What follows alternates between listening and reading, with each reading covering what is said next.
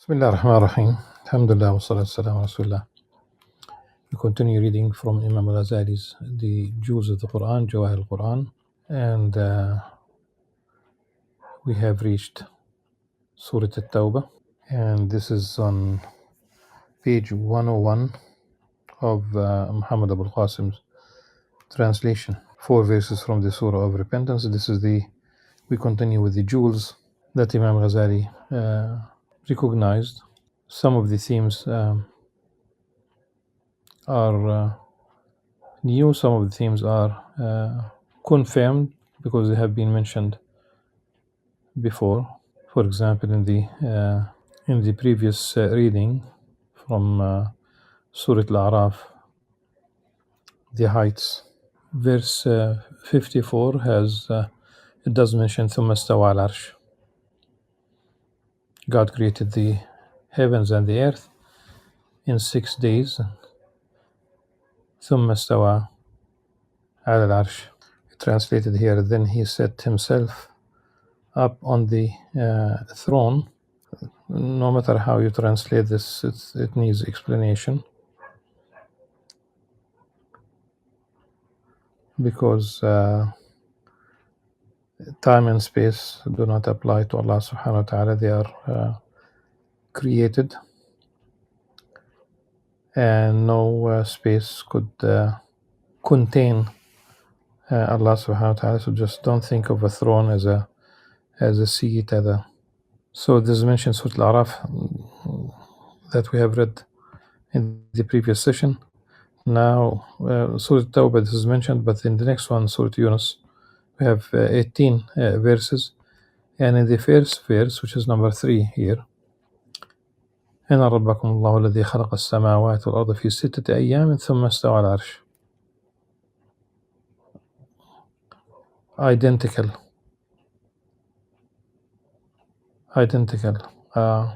This much of both verses from Surah Al-A'raf and from Surah Yunus, they are identical. And there is mention, in fact, thereafter, that he availed to us the sun, the moon, and the stars in Surah Al-A'raf. In Surah Yunus, we have the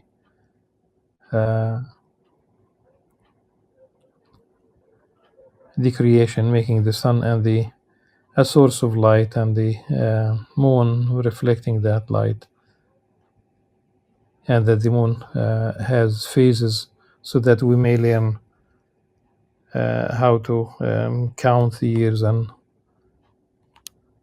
of course, the months and the days. So we'll continue, inshallah, with the 4 verses from Surah At-Tawbah. They, in brackets, the Jews and the Christians, had only been commanded to worship the one God. وَمَا أُمِرُوا إِلَّا لِيَعْبُدُوا إِلَهًا وَاحِدًا. And this, in fact, is a commandment to all humanity, or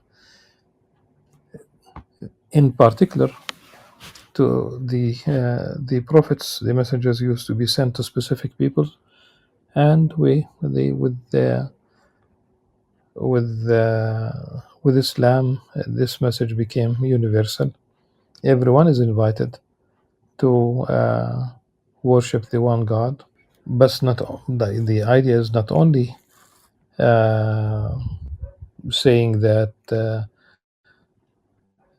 I do believe in God, but it means that one needs to attune his or her life in accordance with divine law.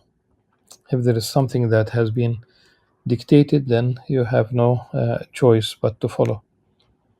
All the moral and immoral, rather, and say ethical, the unethical behavior that we see now prevalent around the world, primarily starting with in Western circles. Practically everything that is all the major things that were once haram, they are now legal. So if you talk about drugs, you talk about gambling, you talk about adultery, you talk about prostitution, making it legal,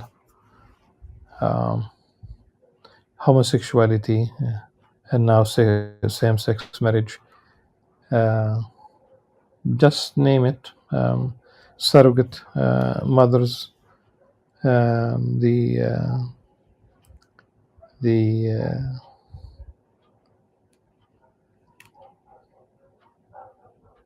just think about all the industries surrounding the immoral behavior. Really, what is left of the divine commandments? You have people who say that they are believers, and they will politicians who might claim that they are believers, but at the same time they will pass laws that run against divine will. So one might say, because there are clear verses, ample verses in the Old Testament about stressing the oneness of God, that there is no one with Him. Then it becomes primarily theologically addressed to the Christians who, in a post-revelational construct, they came up with the Trinity. Again, this is a post-revelation construct. There is no verse in the Gospels that says that the Trinity take up, the Trinity, or consider the Trinity, or believe in the Trinity. It's a construct, and it's a later addition. In fact, there are practically just mention the theological concept, and then one would realize immediately that it runs against Tawheed. So they had only been commanded to worship the one God. There is no God but He. Glory be to Him above that which they associate with Him. They desire to extinguish the light of God by blowing through their mouths, but God utterly rejects everything except that He will perfect His light, even though the disbelievers dislike it. He it is who has sent His messenger with guidance and the religion of truth. His messenger here is Prophet Muhammad sallallahu alaihi wasallam, and the religion of truth is Islam, in the sense that it is really confirming the universal message, because all the prophets came with the message of Islam, except that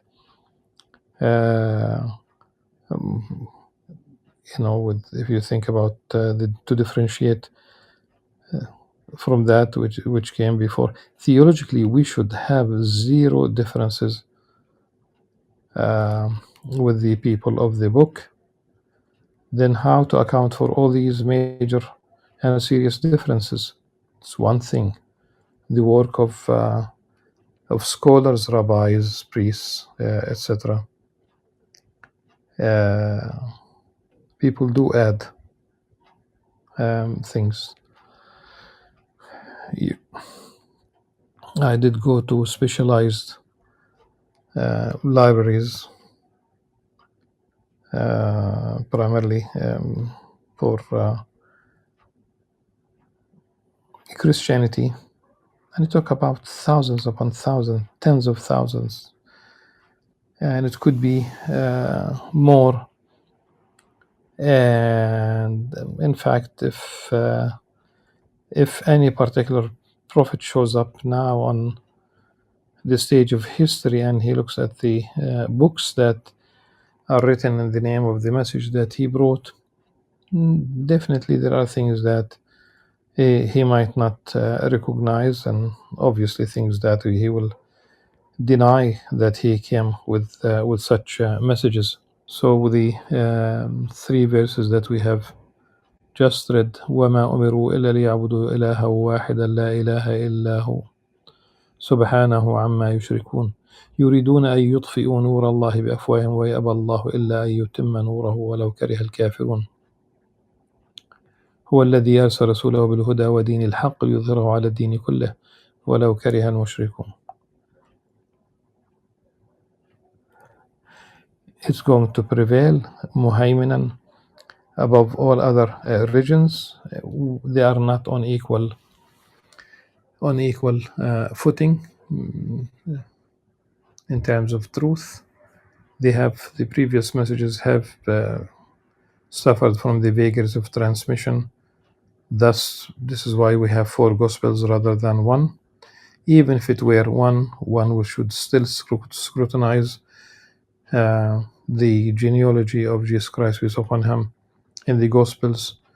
Do not add up. There are contradictions, there are differences between the genealogies in these Gospels, as an example.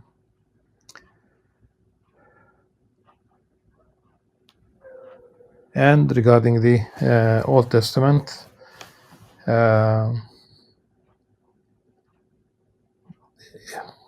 it can never be the case that Allah subhanahu wa ta'ala, that God would approve killing children and women and animals and the elderly and practically everyone.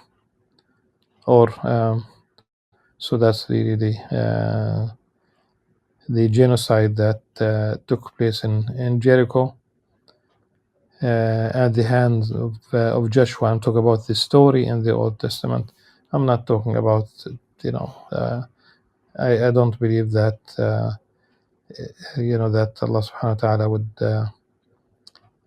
would reveal a verse, for example, that would that's a commandment to crush the heads of babies against the rocks in the book of Psalms.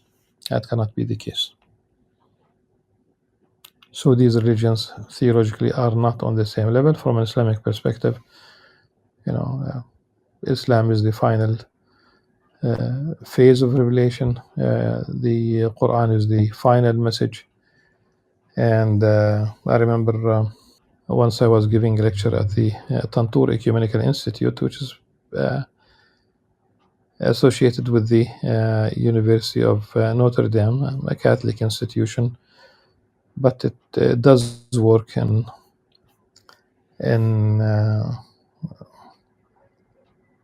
interfaith circles, and from time to time I get invited to address visiting theologians and Christians from overseas.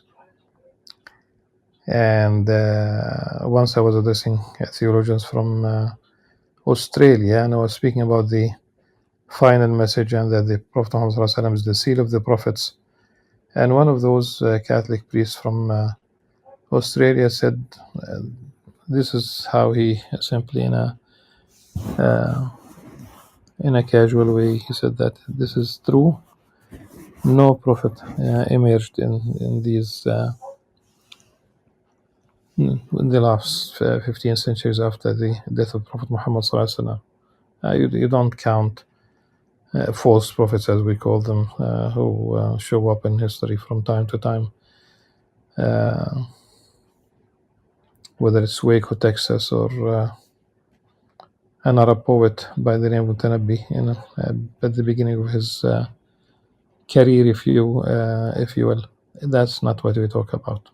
We have no other religion that was revealed. There will be no more revelations. That's it. And Allah subhanahu wa ta'ala pledged to protect this revelation, the Quran. They do attempt. It doesn't mean that every single one of them attempts to do that, but in general, they today the deliberate Islamophobia it runs against really Islam and Muslims. Wrong stereotyped images are wrong, and I do fight stereotyped images about non-Muslims when they are categorically wrong, and I should expect the same of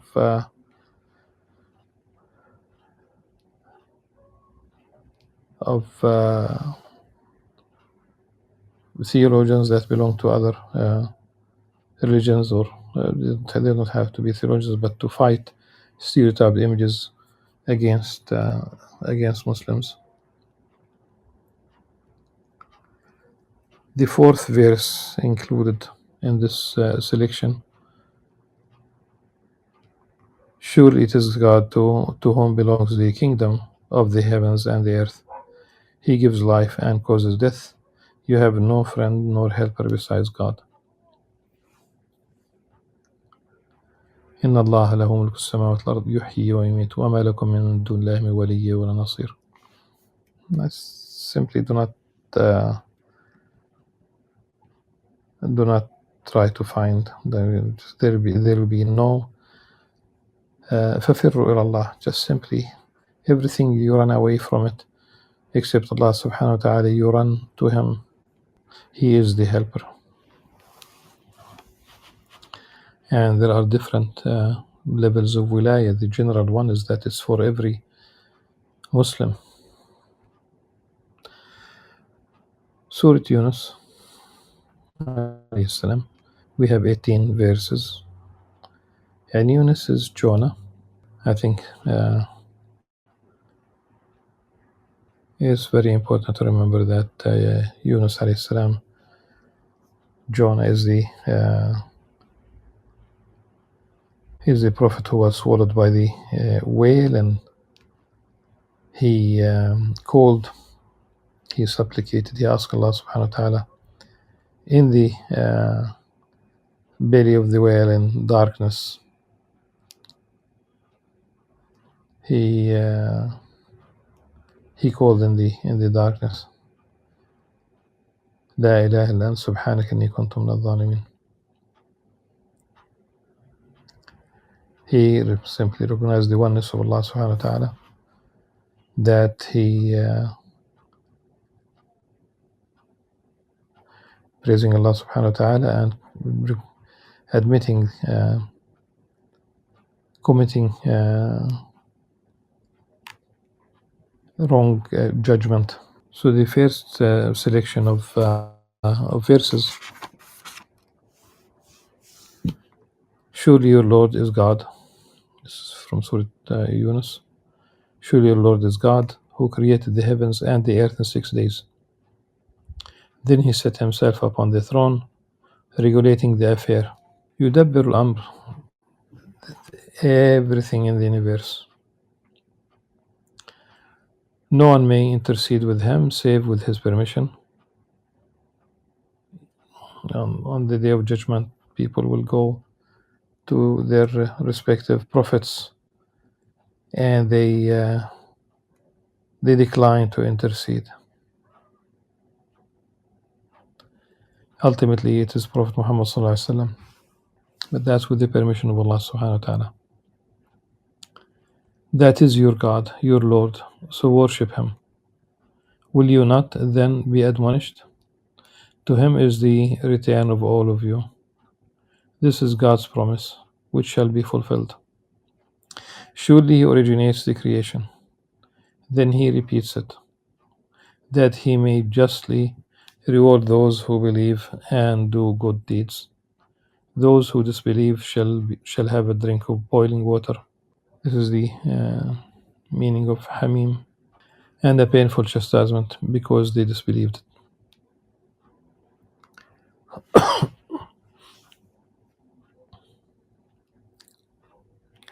إن ربكم الله الذي خلق السماوات والأرض في 6 أيام ثم استوى على العرش يدبر الأمر ما من شفيع إلا من بعد إذنه ذلكم الله ربكم فاعبدوه أفلا تذكرون إليه مرجعكم جميعا وعد الله حقا إنه يبدأ الخلق ثم يعيده ليجزي الذين آمنوا وعملوا الصالحات بالقسط والذين كفروا لهم شراب من حميم وعذاب أليم بما كانوا يكفرون. He it is who has made the sun a source of light and the moon shedding luster and ordained it for stages, phases, that you may learn the method of calculating the years and determining the time. God did not create the system save with the requirements of truth and wisdom. He expounds the signs of his existence, power, and wisdom in detail for a people who know. In the alternation of the night and the day and all that God has created in the heavens and the earth, there are indeed many signs for a people who guard against evil. هو الذي جعل الشمس ضياء والقمر نورا وقدره منازل تعلم عدد السنين والحساب ما خلق الله ذلك إلا بالحق يفصل الآيات لقوم يعلمون إن في اختلاف الليل والنهار وما خلق الله في السماوات والأرض لآيات لقوم يتقون. This concept of signs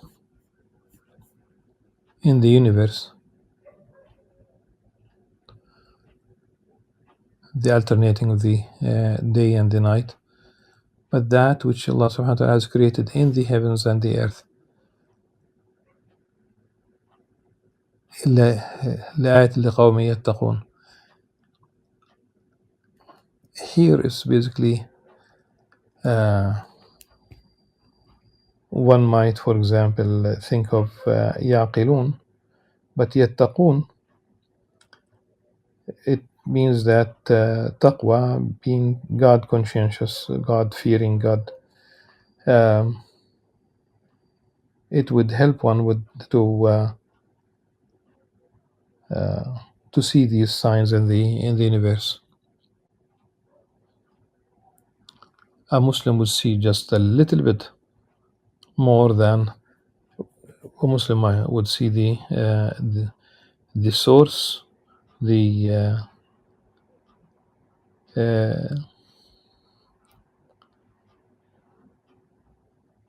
cause of all of this, that it's not in vain. The Muslim would see things differently. The temporal nature of the universe, it has a beginning. All the signs point in that direction. It has a beginning, and if it has a beginning, then it has an end. And there's really something magnificent. The more you learn about the universe, like when you read that I have read a statement that says the following, that the universe cooled still within the first second, but it did say it cooled to 10 quadrillion degrees. No, I don't think that even I don't think that astrophysicists could imagine what this means. 10 quadrillion, cooled to 10 quadrillion degrees. Subhanallah. A sterile universe. There should be no life in this universe on Earth, no vegetation, no animals, and no human beings. And a sterile universe. There is life because Allah subhanahu wa ta'ala created life. That's the only reason why we exist. It's not I'm not talking here about our role as vicegerents, as khulafa. I'm not talking about the requirement to worship Allah subhanahu wa ta'ala. وَمَا خَلَقُ الْجِنَّ وَالْإِنسَ إِلَّا لِيَعْبُدُونَ. I have not created the jinn and humanity except to worship me. I'm talking about in terms of existence, we would not have existed. We would never evolve or develop or from dead matter on our own. That will never be the case and has not been the case. With all the science that people have, think about all those scientists on earth. Each one could bring 100 billion neurons to the table. 10 of them will bring trillion, 1 trillion neurons. They cannot create one cell. Signs in the universe. سبحان الله. إن في اختلاف الليل والنهار وما خلق الله السماوات والأرض لآيات لقوم يتقون. سبحان Allah.